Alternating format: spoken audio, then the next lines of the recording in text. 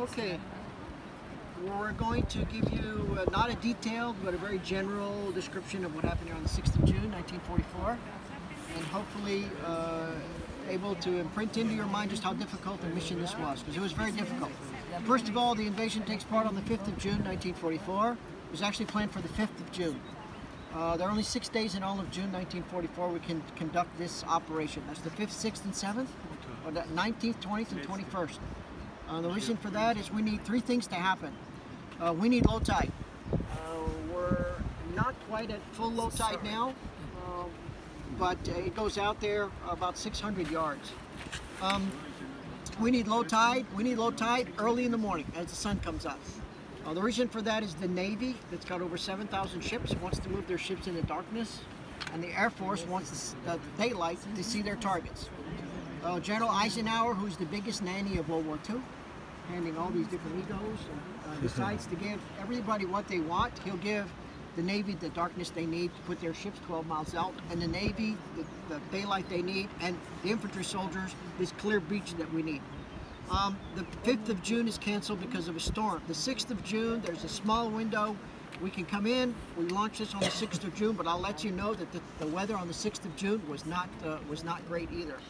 The operation is conducted in 5 phases. The first phase is the airborne operation that starts at midnight. The United States will drop the 102 airborne divisions, the 101st and 82nd, on our right flank, and the British will drop this British 6th Airborne Division on the left flank. The mission for all 3 divisions is the same: protect the flanks and stop the Germans from moving back in with reserves, and to capture key road networks and bridges we're going to need to move into the peninsula. The U.S. drops 6 regiments compared to the British 5. On the U.S. side, 5 of the 6 regiments are in the wrong place. They're 15 to 20 kilometers off. The reason for that is they're receiving very, very heavy anti-aircraft fire. The pilots want the soldiers off their plane as quickly as possible so they can turn around and go home, and the airborne soldiers want off that airplane as quickly as possible, because it would much rather take their chances in a parachute than in a steel plane. They're going to recover very quickly, however, and they will accomplish their mission. So will the 6th Airborne British Airborne Division that had a little more better luck. The second phase of the operation is the deceit operation. Now, the deceit operation has been happening for months. The Germans know there's an invasion coming. You cannot hide a 1,000,000-man army and navy in England and convince everyone we're on vacation. They know very well what we're planning. They just don't know where, they don't know when. General Rommel was only off by 3 days. General Rommel said the 9th of June. He was 3 days off. That's why on the night of the 6th of June, he's celebrating his wife's birthday off of the battlefield. He was completely caught off guard. The Germans are convinced that when this invasion comes, it will be led by who they consider to be America's best field commander at the time, which is General George Patton, in their opinion. General Patton, however, has been relieved of command of the 7th Army in Italy. He's in the doghouse. He doesn't even have an army at this point. But we're going to use General Patton for Operation Fortitude. Operation Fortitude is entire operation is to deceive the German army. We are going to send General Patton to Eastern England. We're going to tell him to be loud, noticeable, and boisterous, which he's never had a problem doing. Because Eastern England is the closest to Calais, the Germans are convinced that General Patton is there to train his army to do the invasion. We're going to build a totally fake army. We're going to call professionals from Hollywood to come to Europe, prop guys, and we're going to set up an entire fake army to include barges, trucks, airplanes, tanks, all made out of balloons and plywood. We're going to put 2 corps of communicators on the battlefield, and they will talk like an army. And the Germans are convinced, even 2 days after this invasion starts, the Germans still have not sent their reserves to Normandy because they're keeping him, because this is a feint and General Patton's coming to Calais. General Patton will never come to Calais. General Patton in August will come to Cherbourg. So it worked very, very, very well. It's called Operation Fortitude, and it was an excellent operation. If you have a chance to go to our visitor center, there's more explanation there. It's very, very interesting operation. Another portion of the deceit operation was we had 500 Rupert devices. A Rupert device is a mannequin made of oat sacks and hay. We're going to attach a parachute to it and a system that when it touches the ground, firecrackers go off. And it depends on whose book you read. If you read Major Rupert's book, who made the device, they worked great. If you read the German reconnaissance, they didn't work at all. They were way too far back, and the Germans never reacted to them. They sent a reconnaissance squadron there. They reported back that the field's full of mannequins, and then the reserves were never moved. The next part of the operation is the aerial attack, which starts right at daylight, right about 3 o'clock. It gets light. You've been in Normandy. It gets in June. It's light here at 3:30 in the morning. We are going to drop on this beach alone, this 4-kilometer beach, this beach alone, 1,200 tons of explosives. That's 2 million pounds. 2 million pounds of explosives, but I challenge you to show me a crater. I only know of one crater on this entire beach. It's about 1,000 yards that way, right behind resistance 62. So what happened? Why there are no craters? Why there's no damage? 2 million pounds of bombs. Anyone want to take a guess? Some of them were way off target. There was a lack of communication. Keep in mind that there's 37 waves, one right after the other, 30 seconds apart. That's how quickly we're going to bomb this beach. Very, very quickly. The Air Force tells its pilots, it's what we call chocks, there's 37 of them, to hold on to their bombs 5 to 10 seconds so that we don't fratricide our own soldiers. Because the image is our soldiers are going to hit the beach, they're quickly going to move up here. That doesn't happen. Our soldiers are frozen on the beach. But what's worse is every single chalk is told to hold back 5 to 10 seconds. 5 to 10 seconds at 180 miles an hour times 37. And those bombs are killing more cows and chickens and people than they are Germans. Another problem was the battle for Omaha Beach is not a battle for the beaches. No countries ever won a war by capturing a great beach.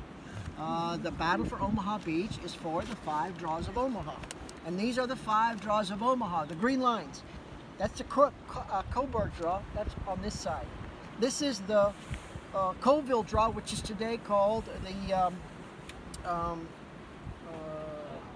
forgot his name, Captain Joe Dawson Road, because he captured it. This is the St. Laurent draw, or what we call the Rouquet draw, which is right behind the cemetery. This is the St. Laurent draw, the Moulin draw, and this is the Verville draw. Why do we need these draws? Because they lead to this national highway.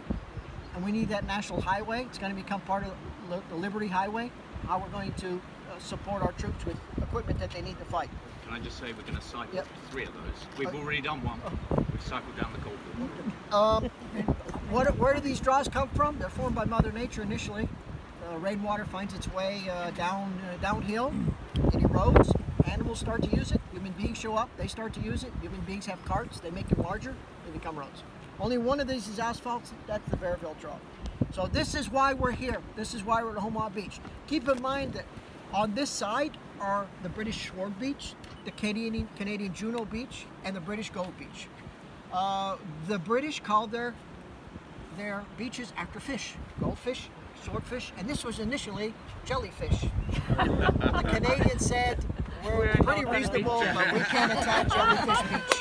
So they changed it to Juno. The Americans named theirs after 2 of General Bradley's carpenters. One was from Omaha, one was from Utah. When he's asked for code names, he said Omaha and Utah. They were 2 carpenters that helped build his headquarters in England that he drank coffee with all the time. We know Omaha Beach is going to be the most difficult beach to take because of these heights. No other beach has these heights. We have 1 division here with a 2nd division coming on D+1. 1 division here with no division coming on D+1, and 1 division here with another division coming on the 7th. Here we have 2 American divisions with another division coming on the 7th. Here 1 American division with a division coming on the 7th. We know this is going to be the most difficult beach to take. We know that. That's why we double the firepower on this beach. The next part of the operation, go back to the aircraft. It would have done us no good to crater the roads that we need. We need the roads. And so the Air Force is limited to 100-pound bombs, which is nothing more than a big hand grenade. A 100-pound bomb is an 80-pound hand grenade. It's 80 pounds of steel, 20 pounds of propellant. Your chances of surviving a 100-pound bomb at 15 yards is very good. At 15 yards in a trench, very, very good. At 15 yards in a bunker, you're hardly waking the German army up at all. And 500-pound bombs. The Air Force made it very clear to General Eisenhower and General Bradley that the chances of taking out a resistance nest with a 100-pound bomb was less than 1%. It had to fall right into one of the 6 vent tubes of the resistance nest. It had to fall into the bunker. How many bombs found their way into vent tubes on the 6th of June? Zero. How many German soldiers were killed by our 2 million pounds of bombs? Zero. 3 German soldiers were injured. They all returned to duty. We were hoping that the bombs would at least confuse the German army. It would break their line of communications because the Germans are communicating by hard wire mostly. Not by AM, FM radio, but batteries, but they have wire that's hidden and they're using field telephone. And that it would break up the concertina wire. It didn't do any of that. It didn't do any of that at all. The next phase of the operation is the naval bombardment. I told you the battle is for the draws. But you see these pink blocks. These are resistance nests. They're not a single bunker. They're a defensive system. They have one large caliber gun that's hidden in a very fortified bunker and as many as 12 reinforced individual Tobruks that man machine guns, mortars, forward observers. Those Tobruks are there to protect that gun. If you look at a resistance nest, the guns do not point the ocean. Those big guns are not pointing towards the ocean. Because the Germans know very well that they're not going to knock out 7,000 ships. It's a waste of time. They're not even going to be able to reach most of the ships. They're 12 miles out. The Germans' intention is to stop the men on the beach itself. So all those guns are pointed across the beach. Because of that, their heavy wall, their shoulder, is facing the naval guns and they can't be destroyed that way. Not a single resistance nest is going to be destroyed by naval gunfire. The next phase is the actual operation itself, and that's the invasion. The reason we need to come at daylight is this. This is the beach at low tide in June 1944. It is full of obstacles and mines, thousands of them. We're not going to send Navy EOD guys here in the dark to remove all of these, because when the water goes down, the Germans are there to see how many of them you've removed. It's not going to work, so we got to come in daytime, pick 8 gaps, which we've chosen, and open up gaps. This is what the EOD guys, the special engineers, are going to be up against. This is high tide. This is low tide. Everything from this point on can be seen at low tide. So that means you're going to see that Belgian gate. Belgian gate's just built to burp the bottom out of invasion craft. That's what it's there for. Then you're going to see the log post. The log post is going to be called Rommel's Asparagus. And they have a landmine on it. The reason it's called Rommel's Asparagus is when General Rommel got here, the German army was putting one of these in every 30 minutes. They were taking shovels, digging big holes, putting poles in them, and then some smart guy who worked for General Rommel, not General Rommel himself, figured out that if you take a fire engine, the pressure of a hose, you put that hose in the sand and you turn it on, it'll dig 6 of these holes in 30 minutes. So they go up very, very, very quickly. They'll also use them in landing fields back in the to stop gliders. They're very effective. Then we have the log ramps. You have log ramps that are just log ramps without the mines. They're there to flip invasion craft over on their side, and some have mines. Then you have the hedgehog. That's there to stop vehicle movement. And then you have the first defensive position, which is right behind that green dune. It's called shingles. When we talk about shingles, we're not talking about a foot of shingles. We're talking about this much shingles. Not very much. All of the features that you see here, this hill had been burnt out and completely denuded. There were no trees here. The Germans had great fields of fire all the way to Battlefield Mountain. Then behind that, if you can get past that dune, here's an anti-tank ditch. In Bearville, it's an anti-tank wall. Then the concertina, then the resistance nest. That's what these men have to go through. These are the 8 gaps we selected. 4 here on Easy Red. This is Easy Red Beach, 1st Division area. And there on Dog Green, 29th Division area. Another problem on the 6th of June is the boat pilots of these landing craft were told to be very conscious of the very, very, very strong Normandy undercurrent. How strong is that undercurrent? Last September, we had Navy SEALs who were here who called us and said, we're going to swim to the channel from where the boats were. And we said, that's 12 miles. And they told us we're Navy SEALs. Then they called back and said, no, we're going to do it from 12 kilometers away. We said, okay. They hit that water, and 600 meters out, all of them were plucked out by the French Coast Guard because they were headed in the wrong, the current was taking them in the wrong direction. That's how strong this undercurrent is. Navy SEALs are trained for this stuff, but the Norman undercurrent's very strong. Keep in mind that landing craft also are in the shape of a box. They're not made to cut water. They weren't even made for the ocean. They were made for the Everglades of New Orleans and Florida. But because they were easy to build and they carried men, and we could build hundreds of them a day, we chose the Higgins boats. But they're not real friendly in the ocean. They're flat bottom boats. Imagine pushing your shoebox in your bathtub compared to your little rubber raft, which will move much better. It's made to cut water. How long do you think those men stayed on those boats? No. They'll come across from England on large troop transporters that we're going to anchor out. They have 3,000 to 6,000 men on them. And on those troop transporters, all along the sides, are these Higgins boats. We're gonna hoist them down. The men will climb off the nets, climb those Higgins boats, 12 miles out. It'll take them 2.5 hours to get here on a very rough ocean. They're all going to be given vomit bags. They will all tell you they vomited. Veterans told us you were lucky if you were in the front of the boat because the back of the boat was full of diesel smell and vomit. So when the men get here, they're already, some of them already extremely dehydrated. We're going to send special combat engineers, 15 teams of 20 men. They're called special combat engineers because they're the guys who can do demolitions. However, the Navy didn't have enough. The Navy had enough of 14 per team. So they're going to be augmented by 6 Army individuals who received 90 days of training in England. Now, keep in mind, they've been told that about the phases, that there will be, General Bradley called it, that's where the term came from, that every president in the world's used since then, the greatest show on earth. You're going to see the greatest show on earth. That's what he told these soldiers. You will see. What he didn't tell them is they were going to be at the center line. Because veterans will tell you that they looked awesome. There were rockets being fired over. Most of them were landing in the ocean. Artillery, naval gunfire, and they were shocked that there were Germans still here when they got here. So these combat engineers come up. They think they're going to be free to run to these obstacles, put mines around them and explode them. They're combat infantrymen. We're going to lose 93% of the first wave. 93% of the first wave.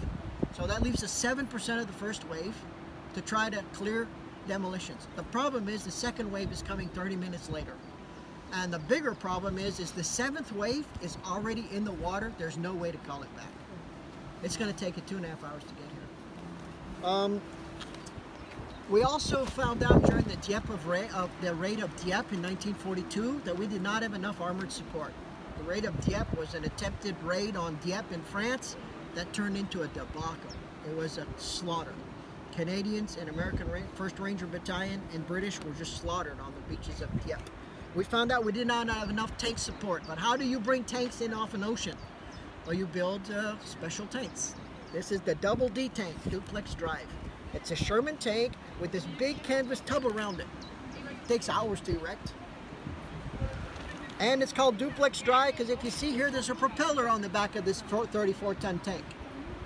And there's the sprocket, and a shift of the lever sends the power to the sprocket, which moves it on land. A shift of the lever forward sends the power to the sprocket, which moves the propeller. However, those are 2 very small propellers, and that's a 34-ton tank. It's going to be moving very slowly. The bigger problem is they're going to be launched from these large ships called LST, landing ship tanks. These tanks have these large, almost looks like a mouth in the front. They open up, and the tank drives out. They were tested in a lake in England. There's not many waves in lakes anyway. The problem is this is a very rough ocean. That's a 34-ton tank. So imagine a 34-ton tank on a ship which bow is doing this number. If he hits that bow at the top, he needs to be slowly placed in the water. If his tank tips forward, he's an anchor. We're going to launch 36 tanks from this side at 5,000 yards out. 36 tanks from this side. How many of those tanks do you think made it to the beach? 3. 3 made it to the beach, almost all shot out. On the other side, we're a little better because we wait till about 1,800 yards out. We've launched them in the ocean, but most of our tanks end up right where this one is, in the ocean. The cemetery is full of drowned armored crewmen. So things aren't going very well. Our engineers haven't been able to do their jobs. There's no more tank support to take out these guns from everyone. And things don't look too well. This is what it looked like when the men came in on the boats. Those boats were a lot smaller than people think. I'm going to tell you now that 90% of the Higgins boats you see in the Normandy area are not only fake, they're wrong. Completely wrong. Our boats have no seats. Our boats weren't made of steel. They were made mostly of wood with a steel armored door. They were made very quickly. They were very savage-like. They were very not very well made. When the men come out of the boats, because they're being shot at, where do they go to hide? If you ever seen opening scenes for Saving Private Ryan, it's exactly where Captain Miller goes. He goes to an obstacle, like this.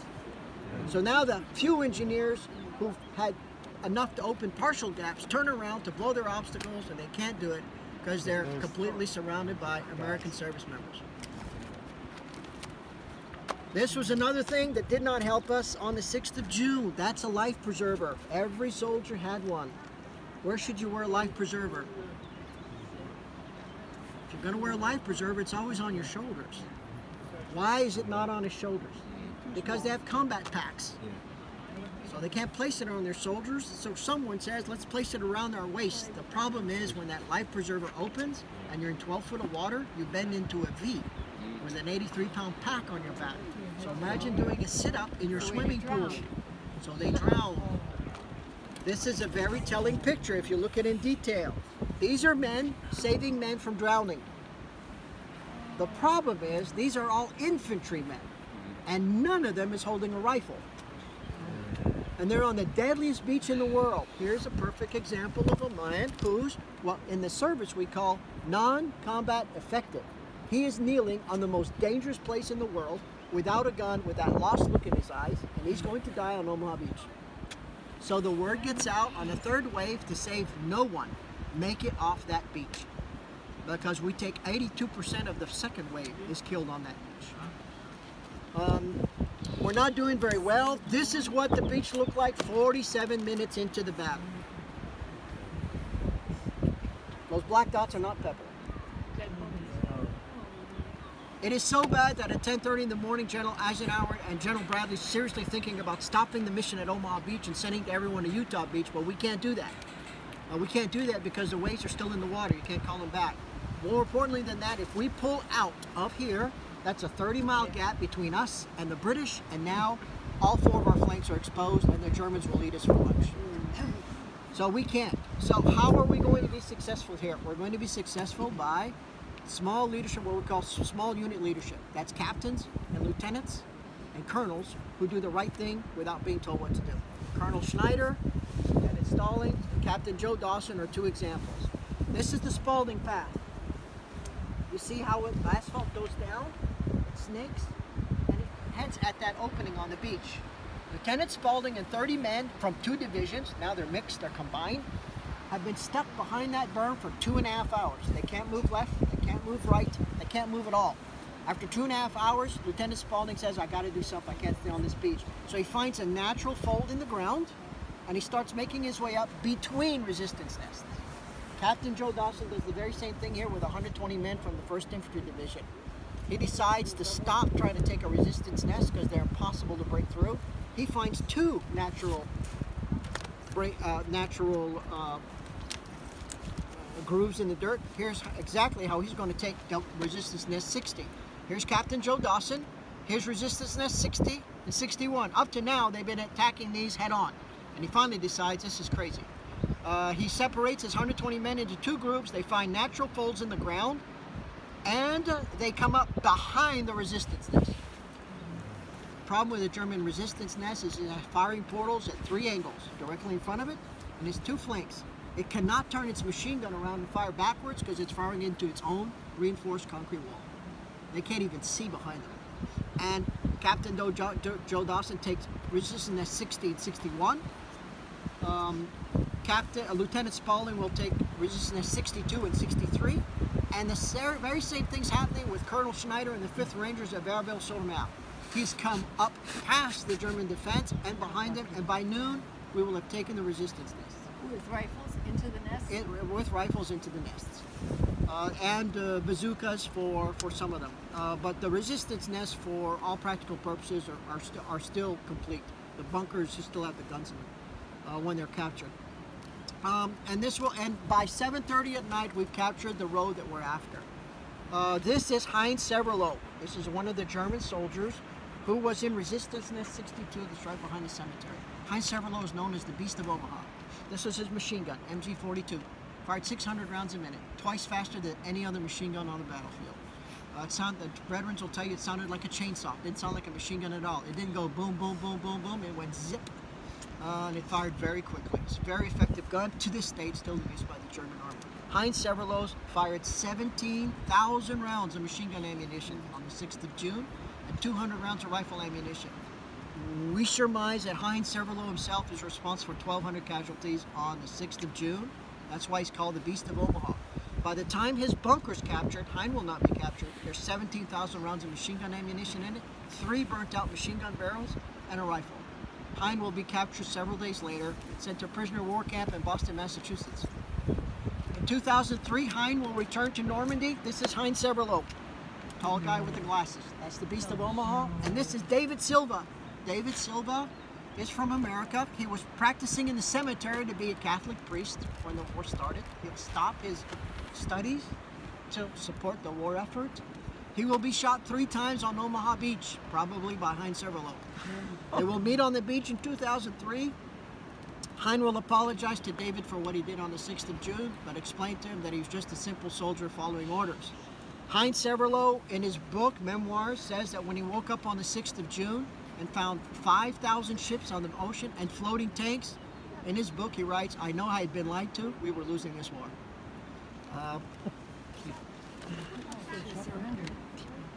At the time, they're just thinking about surviving.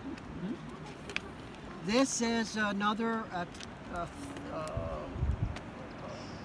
technology that we brought to this invasion. This is known as a mulberry harbor. It's an artificial harbor. We knew very well that we had to support an army. These soldiers are coming with on their back enough to sustain them for 24 hours. After that, they're going to need to be supplied. That's every soldier on the beach. In order to do that, we have those 7,000 ships we're talking about. Only 1,700 of them are combat ships. The others are all oilers. They're repair ships. They're full of supplies. They're carrying more divisions for this D-Day +1. But you can't we have no deep water harbor. So if you can't bring the ship to the harbor, you must bring the harbor to the ship. That's what we've done. We've drug these large casemates that were made in England. We're going to bring them across. We're going to sink them in the ocean. The tops of them stick out of the water. We're going to put bridges on them, and we're going to bring that bridge out to the large ships. Works very well until the big storm on the 19th of June, which wipes our ship out. A week later, the British will lose theirs due to a storm, and now we have no deep water harbor at all. So how do we supply our army? The old-fashioned way. We send little boats to the big boats. We take the equipment off the big boats. We put it on little boats. We push those little boats here. We unload it by hand, and sometimes we don't do it fast enough, and they're stuck at low tide. And now we have to wait for high tide to come back to get the ships off. An American infantryman in World War II needed 120 rifle rounds a day to be successful. From the 6th of June to almost December, we're getting 88, not even close to enough. An artillery piece is supposed to receive minimum 66 rounds a day to be successful. Our artillerymen are getting 18 rounds a day. So we are incapable of supplying this huge army that not only have we bring, but we're continuing to grow. Not until we capture the deep water port of Antwerp in Belgium. We're going to capture Cherbourg, but it's going to take a long time to demine. It'll never be 100% effective. Le Havre will take even longer. In August, we're still demining Le Havre. We have soldiers that are being injured at Le Havre, demining, and it's never 100%. Total casualties for this beach alone, 4,270. 2,018 of those are killed outright. The others are wounded in action or missing in action, and as we've seen the wall of the missing, 90% of the missing action were never found. So the casualties were much higher. Total casualties for both, for the Allies and us on the 6th of June, 8,500. Any questions on the Battle for Normandy? The fellow that was sitting on the beach without